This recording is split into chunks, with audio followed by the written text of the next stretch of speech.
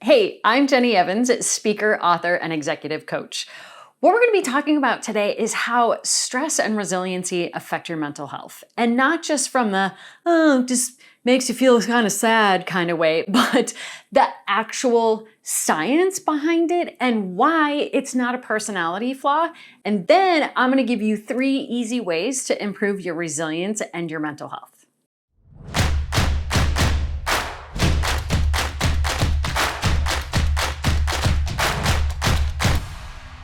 What if I can't do it? I hope I don't mess this up. What if I lose my job? I know I'm forgetting something. What is it? A lot of us think mental health struggles are a personality flaw or a personal problem, that they happen because we're weak or we can't handle things. So then we often end up internalizing it, taking unnecessary responsibility for it, and end up feeling really bad about it. But here's the thing, stress affects everyone's mental health because it's a chemical, biological response that's hardwired into our brains and bodies. If you are a human, here's what happens to you. Stress and cortisol put our primitive caveman brain in charge. This part of our brain is hardwired to be anxious, negative, fearful, is the voice of self-doubt, and can be really aggressive about it. Stress and cortisol also change the structure and functionality of our brains. Cortisol is like a Red Bull and fertilizer cocktail for our caveman brains. It makes it way more active and grow larger in size. These changes allow the stress response to go on for longer, and they put the caveman brain in control more often. When our caveman brain is repeatedly filling our heads with fear and dread, it creates neural pathways in our brains. There's something called neuroplasticity. It's the brain's ability to reorganize itself by forming new or different neural pathways. And pathways either form or shrink depending on our thoughts.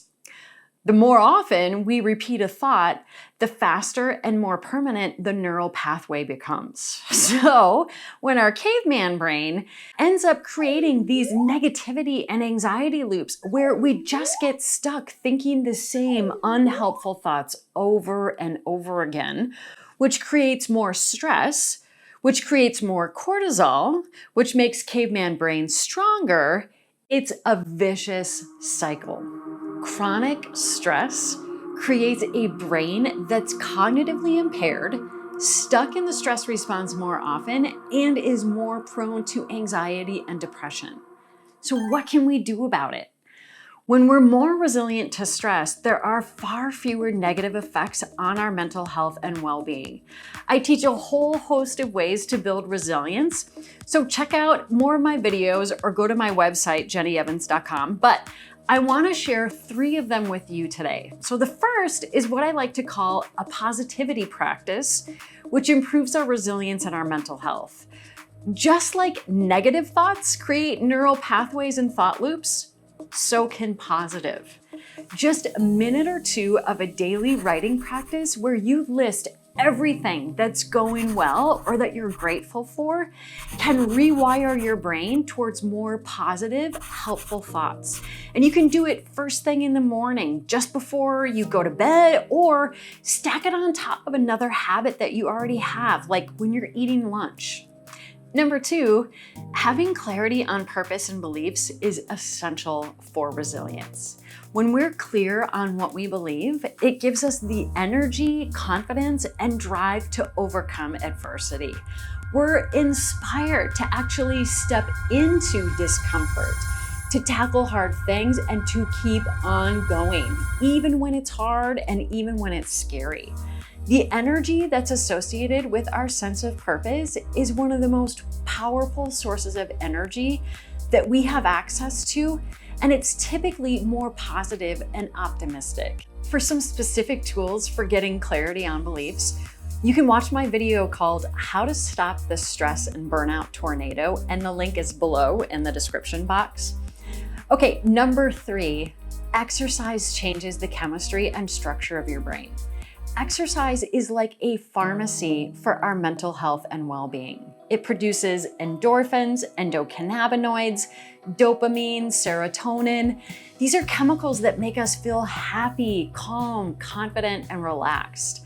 Studies have shown exercise to be one of the most powerful and reliable long-term mood boosters on the planet, and even a single bout of physical activity can improve mood.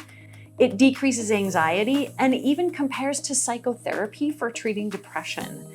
It also creates new cells in our brain, specifically the more rational, advanced part of our brain that's the counterpart to our caveman brain. So for more tips on how to squeeze in exercise quickly and easily, watch my video, Unlock Your Resilience at Work, Go From Stress to Resilient in 60 Seconds, and you can find the link to that one down in the description as well. So that's how stress affects your mental health. And hopefully you took some comfort in knowing that it's not a personality flaw, it's chemistry. So it's not you, it's not me, it's chemistry. Couldn't resist it. See you next week.